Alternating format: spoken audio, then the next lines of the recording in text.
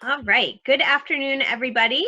Welcome to the second From the Frontlines, hosted by Life Science Cares to help connect you, all of our fabulous volunteers and donors and stakeholders, more directly with the work that's happening in the community right now to fight the COVID-19 pandemic, as well as the response to help people that are in great need.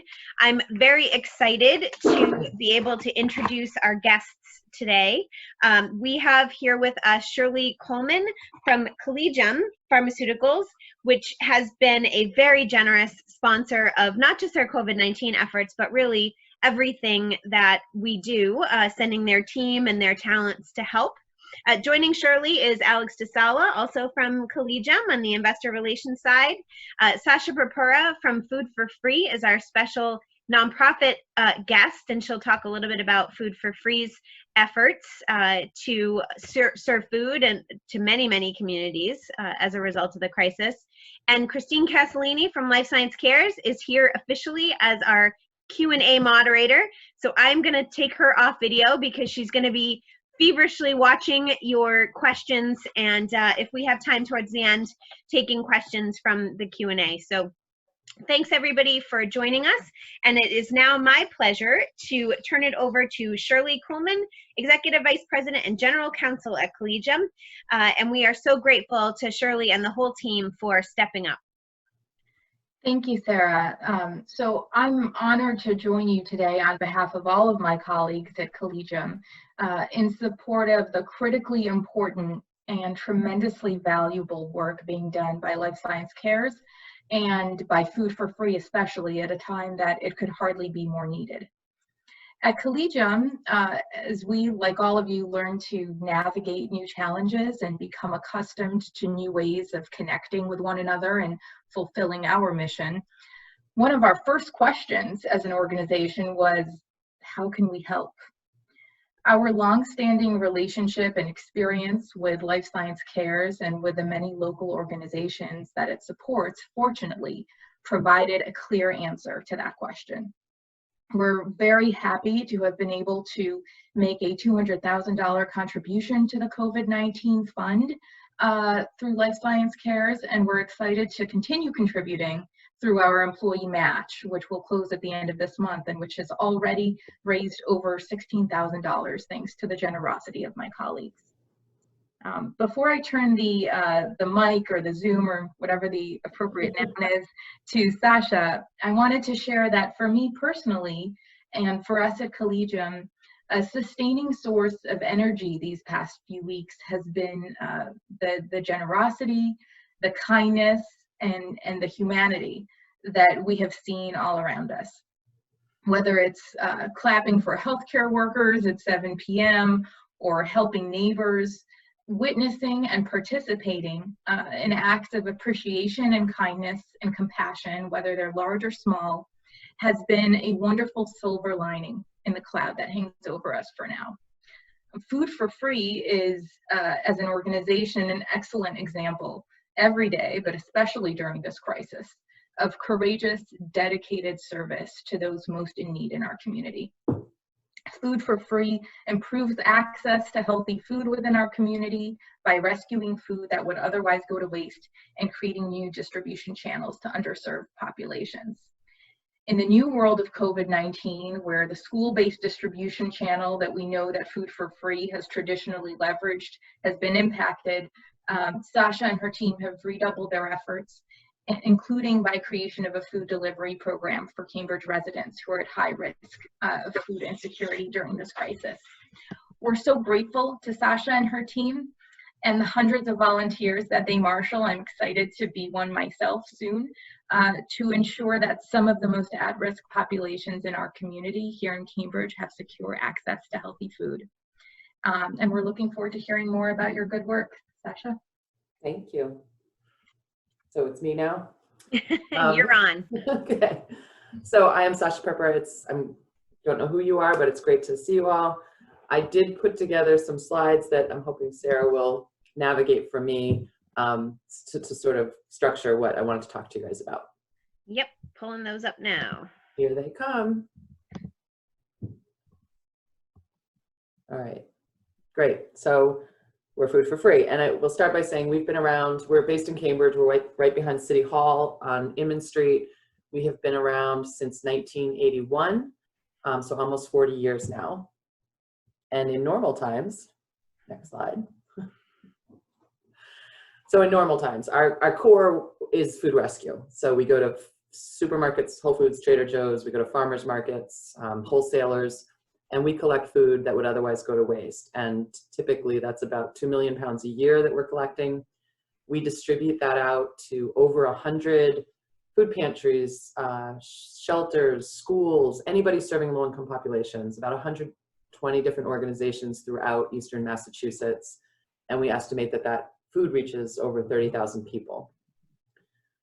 That is what we've always done, but over the years we've added new programs. Don't know if you can go back. Oh. Sorry. We always also had some of our own programs. So home delivery is a program that delivers, there's homebound residents in Cambridge, maybe from age or disability, they can't go get food and they live alone. We bring them groceries twice a month to about 160 people. And in the last few years, we've really turned our focus of growth towards using schools as a way to reach students and their families. So schools are a safe place, and we find we can really have a good impact on hunger by leveraging those institutions themselves to reach the people. So we have a family meals we had a family meals program that takes surplus frozen food that's been prepared already, breaks it up, creates individual heat and eat meals. We were doing that out of Biogen. They built us a kitchen. And those are targeted at state and community college students that are really struggling with hunger. We also have 2 backpack programs, one in Cambridge, one in Somerville, serving about 1,000 kids. So every weekend they go home with breakfast, lunch, and snacks for the weekend when they don't have that school food to rely on. And then in Cambridge, at 8 different elementary schools during the school year, once a month, we set up this beautiful free market, looks like a farmer's market, and families can come through and pick up groceries for themselves. And we estimate we reach around 600 families through that. Next slide. So those are normal times, these are not, and a lot's changed for us, Sarah. First of all, we are continuing food rescue. We've seen, initially we got massive amounts of calls from businesses and universities that were closing and needing food picked up.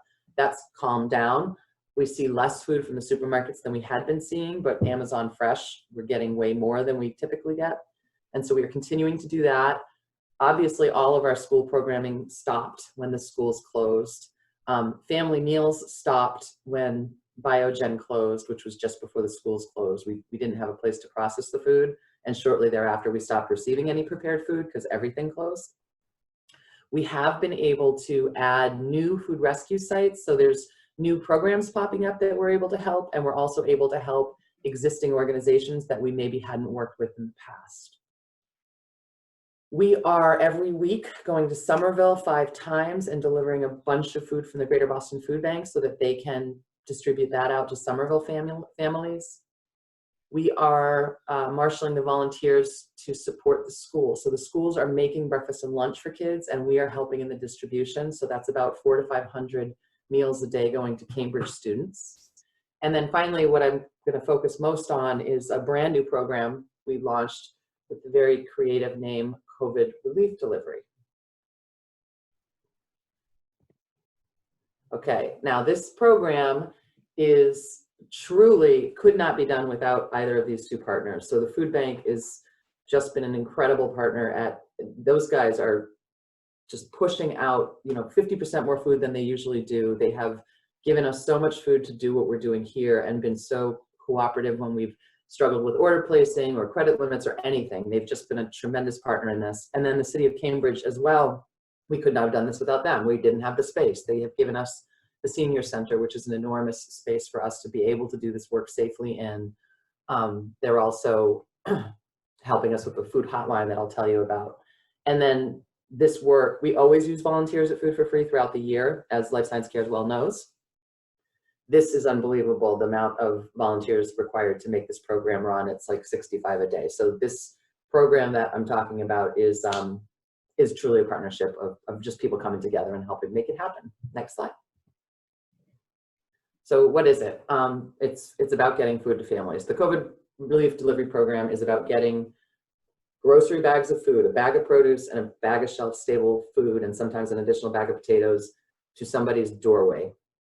The city helpfully set up a food line. We had created a spreadsheet of need prior to that in a lot of messy ways, but now there's a phone number anybody can call and can be screened by the city. And basically the city's determining if they have some other way to get food. If they have money to order, we have resources and we can point them to Pemberton's or other things besides Instacart. It's folks that truly cannot. All the food pantries have closed pretty much in Cambridge. There's a couple that are still open. So it's people that relied on the food pantries that are now closed. It's people that have newly lost their jobs. It's folks who cannot get food in other ways. So they're building this list for us. And 5 days a week, we are going into the senior center. So it's a staff member. And throughout the day, we have 3 shifts of 10 volunteers each that are basically setting up a assembly line and creating, you can see those produce bags, and another group is creating the shelf stable bags, but they're in their shift, which is usually about 2 hours, they're packing for about 100 plus people in each or 100 plus households, and each household gets 2 bags. So over that period of 3 shifts, we are packing about 700 bags for about 350 households. In the meantime, we have 35 different volunteer drivers. 5 will come on every half hour, and they will collect sets of bags for 9 to 12 households each. We'll give them a sheet with addresses. They drive off, knock on somebody's door, step back, leave the food, and folks don't have to leave their house to get this food. Next slide.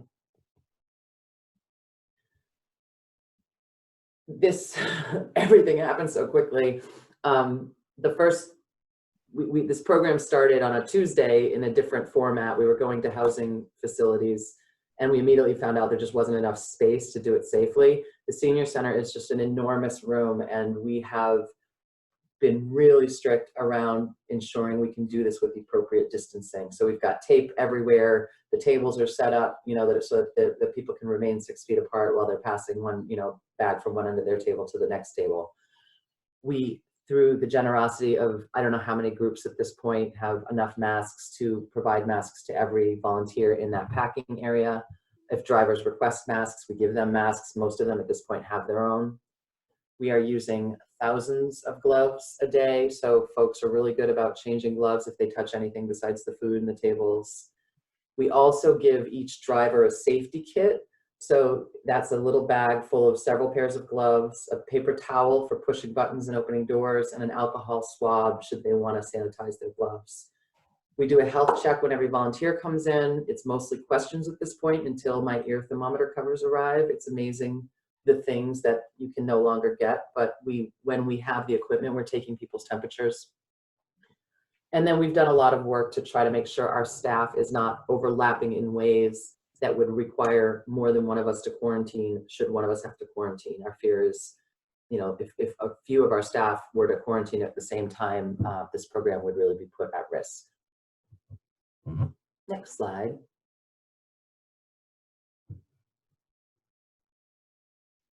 Next slide, Sarah. Okay, thanks. All right, what is the impact of all this? Well, the list of households we're delivering to, I think it's at 1,800 today, but it's growing. We estimate that every single week we are probably reaching 3,500 to 6,000 people, but we are reaching over 17, probably at this point, 1,800 households every week. And that's just enormous. We've never done anything like this, and we can't do this forever. In addition to that, though, so that's the Cambridge focus, and it was natural for us to sort of band together here because we are here, but we are committed to continuing to serve the other communities that we serve. So every day, I mentioned we're bringing deliveries to Somerville, so that's equating to between 14,000 and 16,000 pounds of food every week going into Somerville to reach the families there.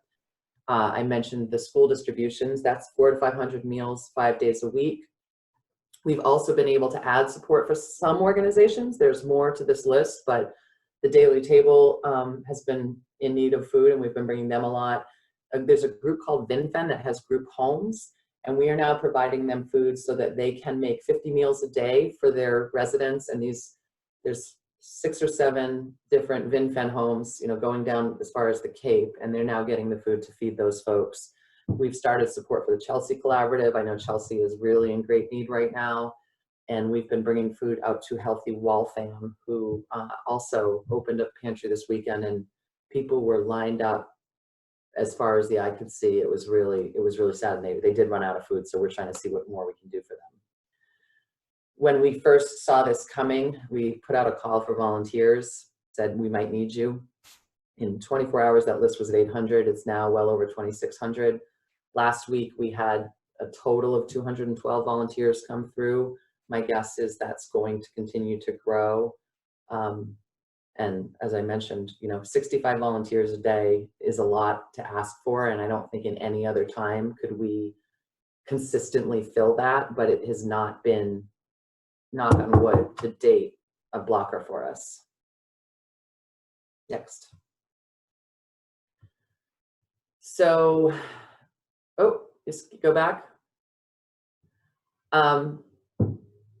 There are some challenges. There have been so many challenges. This has been exciting and exhausting and fascinating, and we've been figuring it out as we go. But currently, if we sort of look at where are we now with our concerns, this list keeps growing, and we have now decided next week we're limited by, we drop off 7,000 to 9,000 pounds in the morning. That's all the truck can fit for food. So that's all the people we can serve. Next week, we're going to start on a couple days doing a second delivery in the afternoon so that we can expand the volunteer shifts and start to meet the needs of that growing list. I am anticipating exceeding our capacity in 5 days in one room to meet the need if this continues. So we're starting to plan for that. It's also been really challenging to get shelf-stable food. Produce is everywhere. We think, since restaurants and corporations have closed, there's a lot more produce available, but canned beans, rice, pasta, things like that are so hard to come by. We've been raiding food pantries that have closed with their permission, of course, and we're looking at different options as to how can we get our hands on more shelf-stable food. Some of the, one day, which was like this dried onion soup mix and saltines and a few other things. It's some days we're okay, but some days they're not getting a lot of good shelf-stable foods. And this is just resource intensive. So we are renting a truck every week in addition to our own trucks. We are having to pay for more and more food because the food bank has just so much volume that they have a co-op we can buy through, but we didn't used to have to buy through that. And now we're spending a lot of money each week on food. We have additional staff working. We have some staff working overtime. We have endless supplies of gloves and bags and sanitizers and ear thermometer covers. So there is, and then there's just people resources. It's intense on my staff, and that's taking a toll. Next. And yeah, so we aren't doing this alone.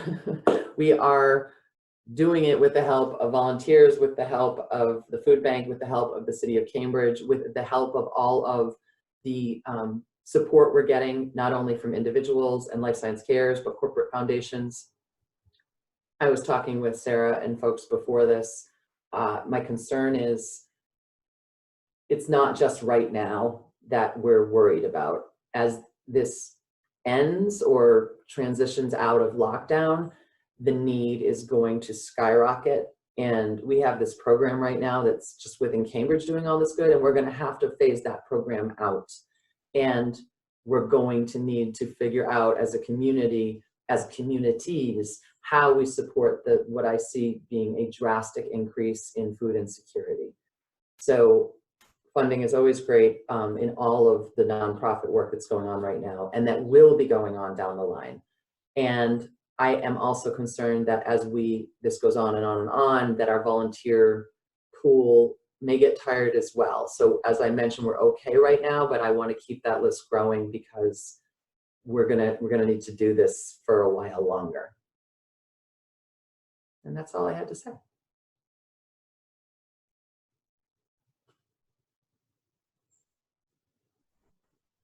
You're muted, Sarah. I don't know if you. I know. This is like, you'd think the 12th Zoom call I did today, I'd figure this stuff out. But thank you very much, Sasha, for sharing that with us.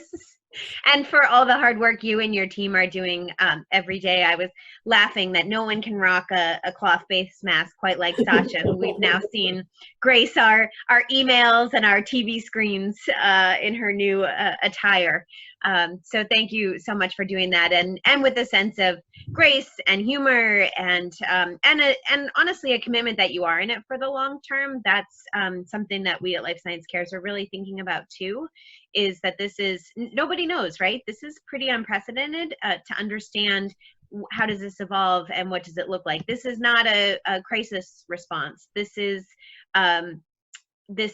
it doesn't have a beginning and end. And so what does that mean for people who even may have been scraping by prior, but now are really left without?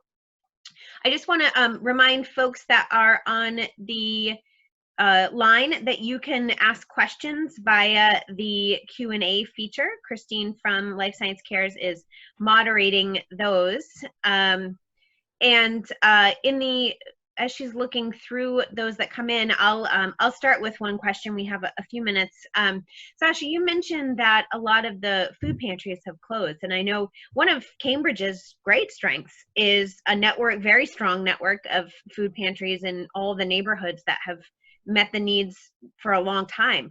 Talk a little bit about the need to close and sort of what that shifting of process and people does. Yeah, it's sad. So they've had to close mostly because food pantries are not typically well-funded organizations. They're often in small basements or in small churches. And we sit in a building here in Cambridge owned by a group called the CEOC, and they have a food pantry downstairs in the basement. And they tried to do it. They tried to bag things up and do it safely. And you wound up with people lining up in the street on top of each other because they're concerned about getting food. And that was the case for a lot of food pantries. There was no safe way to continue to operate these things. They did help us populate the list that we're now serving. Some of them knew who their clients were and could reach out to them and say, do you need this delivery? One of the things we're considering as this changes back to whatever it's going to become is taking all the deliveries we're doing now, putting that on a map, and then maybe as a food pantry reopens in one community, we could do a final delivery with some card in each home's bag that says, you know, this is your final delivery. Here is now some other resources available to you. We're also probably going to identify areas on the map that we're serving a lot of people that don't have an existing food pantry. And maybe it's an opportunity for us to help mobilize others to start a food pantry. But we do believe that our home delivery program that now serves 160 people is going to grow significantly after this. And we can't, right now we don't have the space for that. So at some point I may be reaching out to Life Science Cares to see who has a big space where we can start growing our home delivery program. But we had a lot of the food pantries reach out to us for guidance for what could they do, and a couple have remained open, and in fact the Cambridge Community Center just opened a brand new one. They've never done one, and we're supporting that as well. It's challenging, and people don't know what to do, and they don't know what safe is. And if we didn't have that space in the senior center, we couldn't do this safely.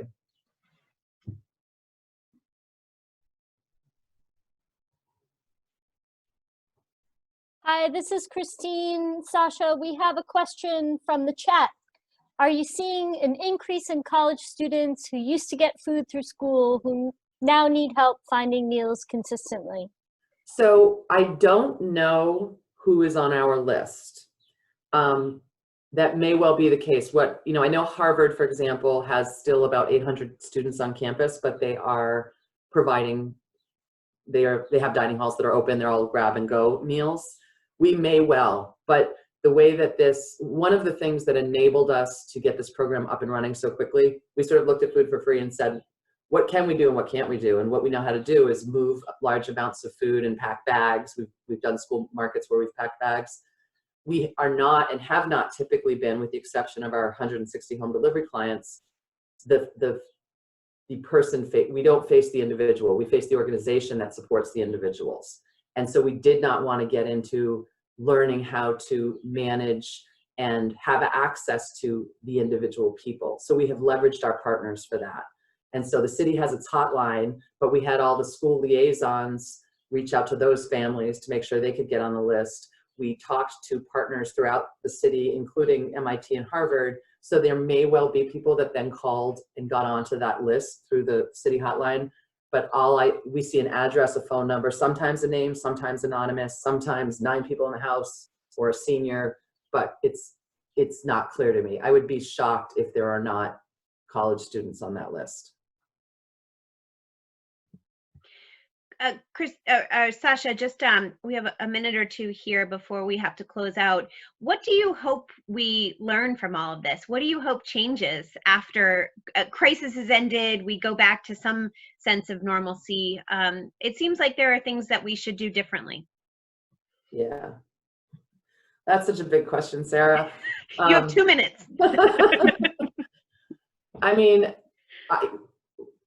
one thing I'd like to see us do is be a little bit more prepared the next time. So this happened, and I think Food for Free is just so lucky to be here in Cambridge, to have been around so long, to have such strong, we have a city councilor that works on our team. We have great relationships with the life sciences industry, with Harvard. We were able to take the lead and get the city to give us space and take charge. I saw in Somerville, and I'm not knocking Somerville, it was much more difficult because they were taking the lead as a city and they were leading everything. They were trying to figure out food and diapers and all the different components. I would love to see a better mapping or plan for, in times of crisis, already established leadership, ownership. It was a lot of additional energy in top of us trying to make things happen, figuring out who should drive what, and having duplicate efforts, and having, there's certain areas we can't touch, like meals, and having meals to the homeless. The city's done a great thing in Cambridge here, and Somerville's doing something similarly. But I hope that when we have time to sit back and breathe, that as a city, Cambridge, Somerville, potentially as a state, but certainly as individual cities or communities, we start to do some resiliency planning and start to be ready for, if something like this should happen again, people know where they need to step in and start figuring things out. How was that? I just made it up. Yeah, no, that was really good. I didn't even warn you that was coming. So thank you very much. No, seriously, I want to thank you for being such a leader in this area, in the area of Cambridge, in the area of food security, and certainly in being willing to step up and help lead the charge. I also want to thank Shirley and the team from Collegium for being right there behind you to make sure we can keep doing this. I do want to say, we at Life Science Cares have also started to think about how long the impacts are going to be felt in the community, and at the risk of preaching to the choir for folks joining here, we know it's going to take significant resource, and not just today or tomorrow, but for months. And we will be there trying to find that resource and trying to match it with organizations like Food for Free that are serving in the community. And so if you haven't already, take a look at our webpage, lifesciencecares.org. We have a specific COVID-19 response fund. We have specific virtual and hands-on volunteering you can do right now to be of use, and people need you. So if you haven't yet, consider this your ask to please find your way to get engaged and give back in this crisis. For folks who joined us late or want to share this with colleagues, we will be sending a wrap-up email with links to how to volunteer with Food for Free and how to support the organization, the recording for this webinar, and feel free to share widely. And we'll send you the link for next week. We'll be here, same bad time, same bad channel, different guest. Next week, we'll feature the team at Tech Goes Home, which is addressing another need that has become shockingly apparent right now, which is the digital divide and how many people in Greater Boston don't actually have access to technology. And so we hope you'll join us to hear from the team at Tech Goes Home too. I hope everybody stays safe, stays well, and thank you all for joining us. We'll see you next week. Thank you, Sarah, for doing this. Thank you. Bye, guys. Thank you. Bye.